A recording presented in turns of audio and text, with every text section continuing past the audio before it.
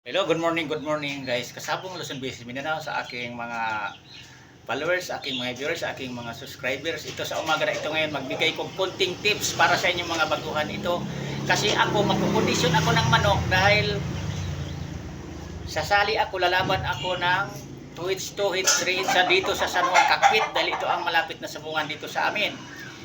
Bago i-kondisyon ko ang aking mga manok, ibigay kong tips sa inyo kung anong ginagawa ko. Bago ko ihanda, i-kondisyon, simulaan ang pag-conditioning sa manok ko. Ito, paliguan ko muna ng wash out shampoo. Yan. Tapos, ihalo natin dito sa tubig.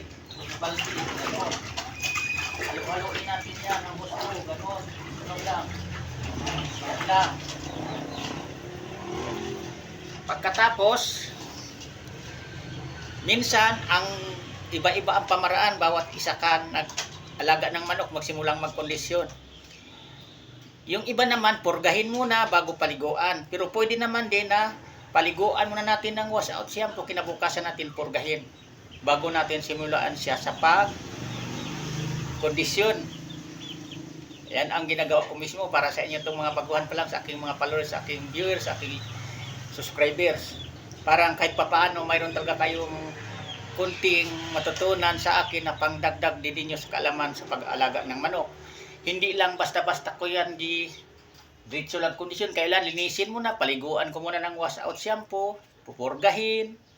Yun, bago ko simulan ang pagkukondisyon. Kasi ihanda ko yan para nga ngayong katapusan, pwede na ako makapag-entry. Kung na sa tingin ko nga pwede na isabak ko sa larangan sa laro sa manok. Yan ang ginagawa ko mismo.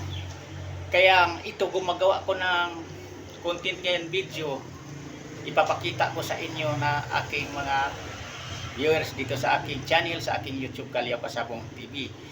Bago pala ang lahat, munti ko na makalimutan kayo lahat na minamahal kong taga-subaybay sa akin.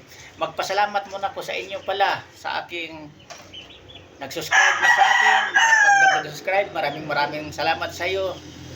At saka sa aking mga followers, sa aking viewers, thank you talaga sa inyo sa pagbigay support dito sa aking kunting kaalaman sa pag-alaga ng manok dito sa aking YouTube, Kalyaw Kasabong TV. O ngayon, kasabong, kukuha na ako ng sample puriba sa isa ka manok ko nga ikokondisyon ko, paliguan ko na.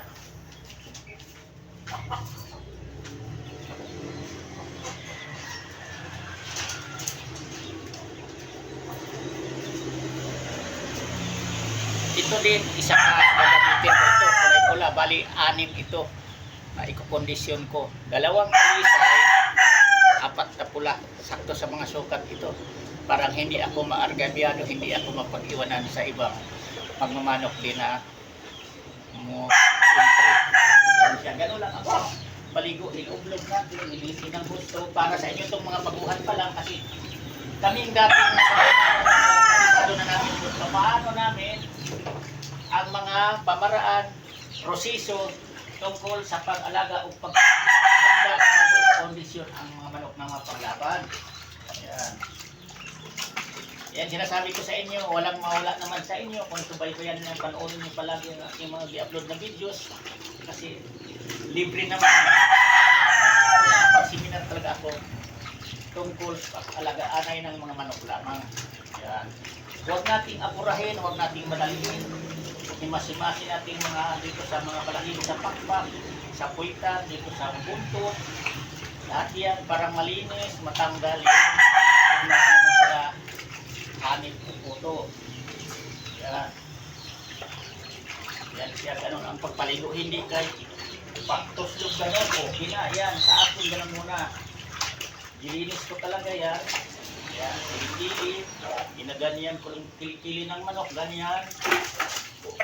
Tapos na. Yan. Ganun lang kasi kapag manok na sanay na rin sa paligo, sa alagaan, hindi na mapalag katulad nito. Pero yung mga medyo papalag-palag, minsan masasayang din ang ating pangpaligo na tubig na may halong wash out shampoo. Yan lang. Yan lang. Hanggang dito muna ako kasabong. Bukas naman uli. Pinakita ko lang sa inyo, sample puriba kung paano ko magsimula na magkondisyon sa ating mga manok panglaban sa mga sabungan kakbit. Bukas naman uli, ibang topic naman ang sample prueba ko sa inyo.